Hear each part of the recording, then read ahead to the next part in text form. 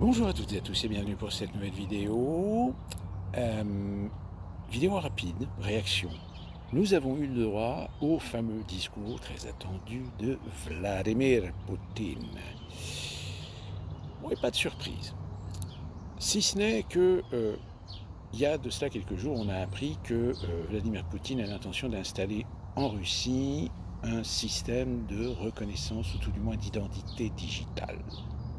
Alors évidemment, il y en a certains qui vont péter un plomb parce que, je veux dire, mais comment ça se fait? Je veux dire, Poutine, c'était quand même le mec qui s'opposait justement au processus de nouvel ordre mondial, de contrôle des populations, etc., etc., etc.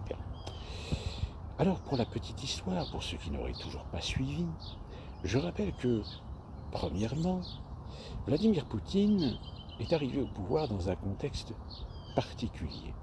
Un contexte dont on se souvient que Helsinki, qui était un pro-occidental, avait littéralement ouvert le robinet des intérêts occidentaux à dilapider les richesses, richesses industrielles, richesses minières, richesses pétrole, gaz, matières premières, par le biais évidemment des oligarques complices des Occidentaux pour justement dépouiller la Russie de sa souveraineté sur toutes ces ressources qui font et qui peuvent toujours faire sa richesse. Poutine est arrivé au pouvoir, il avait été adoubé justement par des gens qui pensaient que Poutine allait avoir une continuité de politique avec Helsinki. Sauf qu'ils se sont tous fait avoir. Poutine, lui, avait l'intention de redonner à la Russie une position de leadership sur l'échiquier géopolitique international. Ce qui, évidemment, n'a pas plu du tout à Washington. On se souvient qu'en 2007, il nous avait prévenu. Il nous avait prévenu suite au fait qu'il avait demandé, courtoisement, poliment, d'avoir sa place dans le nouvel ordre mondial. Mais sa place en tant que chef d'État, sa place en tant que Russie forte, en tant que Russie dans une pole position dans l'échiquier géopolitique international, qui plus est peut-être un partenaire, un contributeur à la mise en place d'un nouvel ordre mondial au nom d'un certain nombre de pays émergents. Sauf que, évidemment, Washington a dit « va te faire foutre ». C'est nous qui dirigeons le monde, c'est nous qui sommes les exécutants. Toi, soit tu acceptes la soumission ou tu dégages. Et on se souvient en 2007, le fameux discours que Poutine a dit, puisque c'est comme ça, moi je trace des lignes et ces lignes ne les dépassez pas. Et en toute logique, Poutine a tout fait pour essayer d'assurer l'indépendance, la souveraineté de la Russie avec un certain nombre de partenaires avec lesquels il s'est amusé à contredire, à contrefaire, à contrecarrer les projets occidentaux. Sachant qu'évidemment, on ne va pas revenir sur l'historique de l'Ukraine, on ne va pas revenir sur l'historique de l'hégémonie occidentale par le biais de l'instrument tout-puissant que sont les États-Unis d'Amérique. On ne va pas revenir sur cette polémique que certains considèrent que c'est faux, de provocation à l'encontre de Poutine, comme de provocation à l'encontre de la Chine, pour pousser justement à l'erreur les dirigeants de ces pays que l'on voudrait dompter, que l'on voudrait soumettre. Et le fait est, c'est que, confirmé récemment par notre président, M. Emmanuel Macron, qui a ouvertement sollicité le fait de ne pas écraser la Russie, mais de la soumettre. En réalité, il n'a fait qu'exprimer son sentiment après s'être fait rembarrer 3 fois au téléphone par Poutine. Et du coup, évidemment, Macron n'a plus cette position privilégiée avec Poutine pour essayer de jouer sa carte dans le giron géopolitique dans la situation actuelle. En gros, Macron ne sert plus à rien. Et Macron n'a plus d'autre choix que de faire une bonne figure en suivant une politique commune européenne vis-à-vis de l'Ukraine, vis-à-vis de la Russie. D'où cette organisation, de cette visite de Zelensky en Europe, et de la visite, qui n'est pas une surprise, de Joe Biden, parce que je tiens quand même à signaler que si on insiste bien sur le fait que Joe Biden apparemment a déboulé comme ça par surprise, sans prévenir personne, etc. Ce qui est, quand c'est marrant, c'est qu'il y a quand même pas mal de photographes d'agences de presse officielles qui étaient déjà présents pour pouvoir photographier l'événement.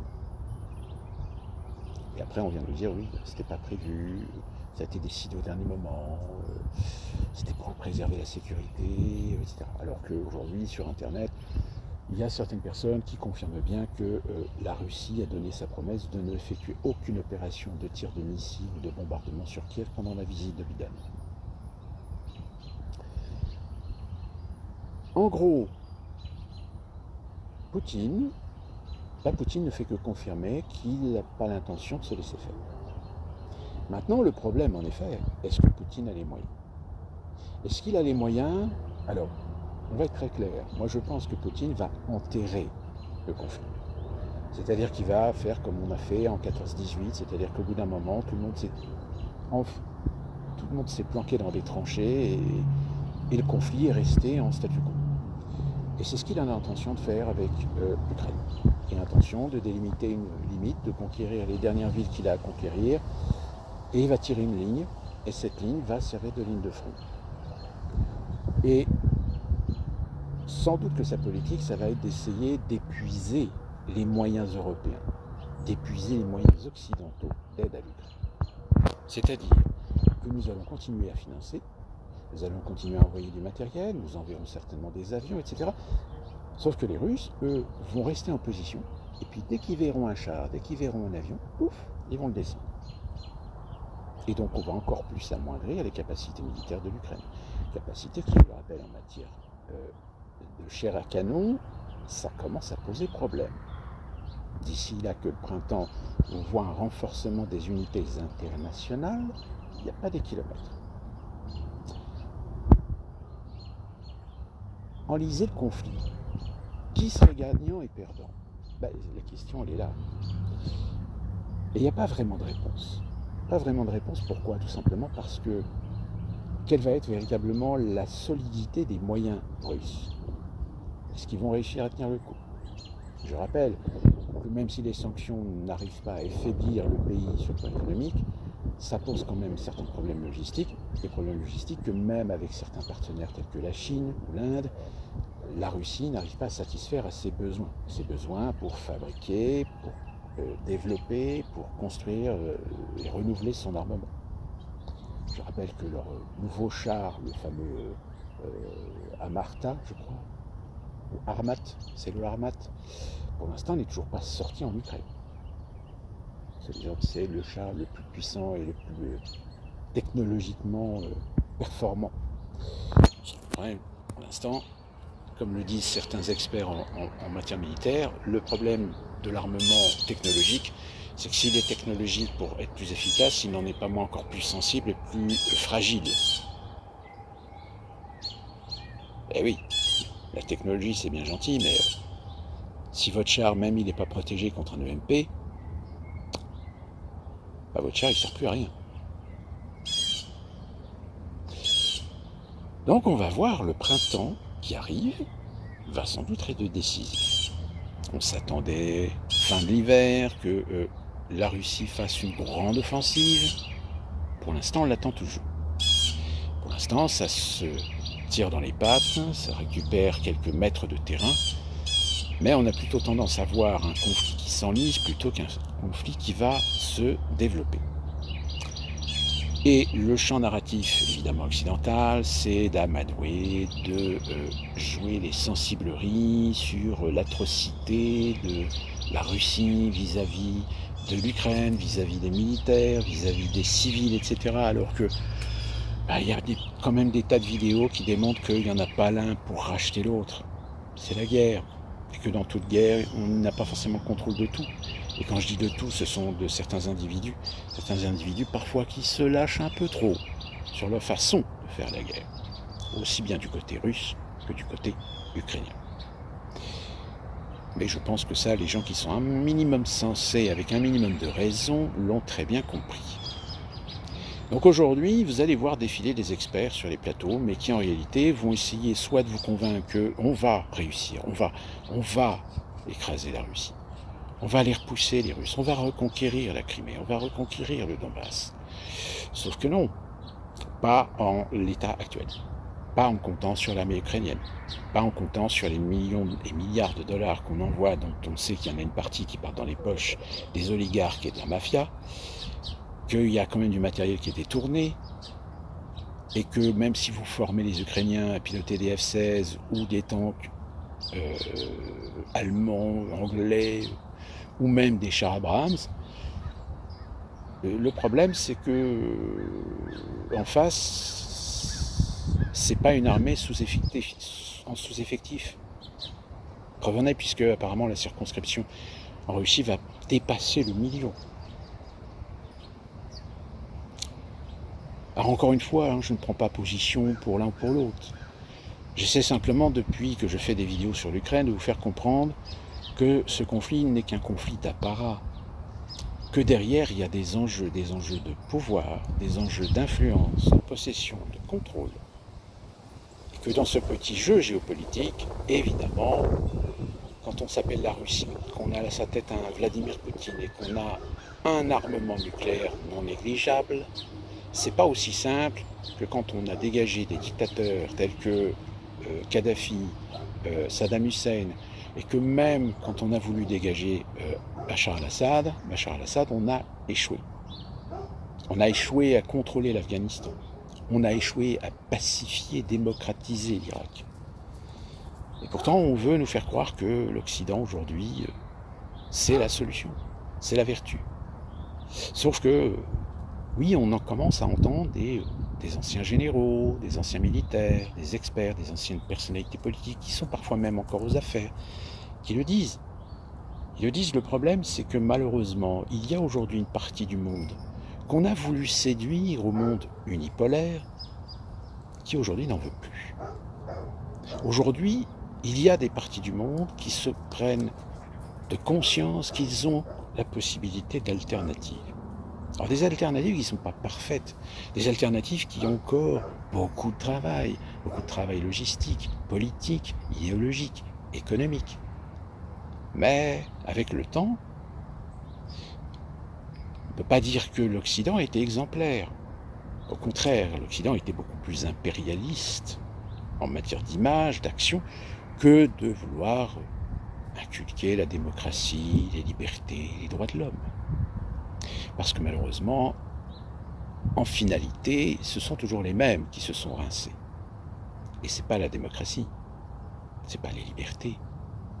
Aujourd'hui, les pays où on a voulu extirper les peuples de la tyrannie, de la dictature, une grande partie de ces peuples sont toujours dans la même merde. Il suffit de voir ce qui se passe dans certains pays d'Amérique latine. À chaque fois, c'est toujours les mêmes discours, les mêmes promesses. À chaque fois, on mise toujours soi-disant sur le bon cheval. Et il se trouve qu'au final, le bon cheval, c'est le mauvais cheval. Regardez Lula, qui est un très bel exemple. Lula, lorsqu'il était président, il y a une dizaine d'années, était vu comme celui qui allait extirper le Brésil de la dominance et de l'hégémonie occidentale, et plus particulièrement américaine. On lui a foutu les bâtons dans les roues, on l'a corrompu, et finalement il a fini par se faire choper, la main dans le sac, on l'a foutu en tôle, et puis tout d'un coup on l'a ressorti. On l'a ressorti du placard, en lui disant, écoute, il semblerait que tu aies quand même encore pas mal de popularité au Brésil, bon là par contre, on veut bien t'aider à reprendre le pouvoir, mais par contre, tu suis les doctrines, tu suis les directives, et tu t'en écartes pas. Donc à partir du moment où vous comprenez que de toute façon l'intention de l'Occident vis-à-vis de la Russie a toujours été belliqueux, qu'à partir du moment où il y a des peuples, des pays qui comprennent très bien ce que l'Occident veut faire de la Russie, mais que la Russie, grâce à sa stratégie nucléaire, est un atout pour contrecarrer l'hégémonie occidentale, pour contrecarrer la domination américaine. Parce que derrière le conflit en Ukraine, il se passe aujourd'hui des choses. Il se passe par exemple qu'on est dans la perspective de voir la Chine vouloir reconquérir Taïwan. On est dans la perspective de voir que les Américains sont en train petit à petit de perdre leur hégémonie sur le Pacifique. Seulement évidemment, la géopolitique c'est un tout. C'est un tout dans le détail et pas seulement sur ce qui se passe à moins de 2 heures d'avion de chez vous. La géopolitique c'est un ensemble. Si vous ne maîtrisez pas cet ensemble, ou au moins l'essentiel, alors vous ne pouvez ni juger, ni comprendre, ni avoir d'opinion sur la situation qui soit viable, si ce n'est répéter comme des perroquets ce que la presse, ce que les médias mainstream vous disent de penser.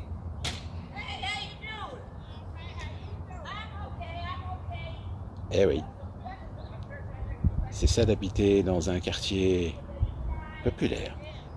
Sur ce, je vous souhaite une très bonne journée et on se retrouve très prochainement pour une nouvelle vidéo.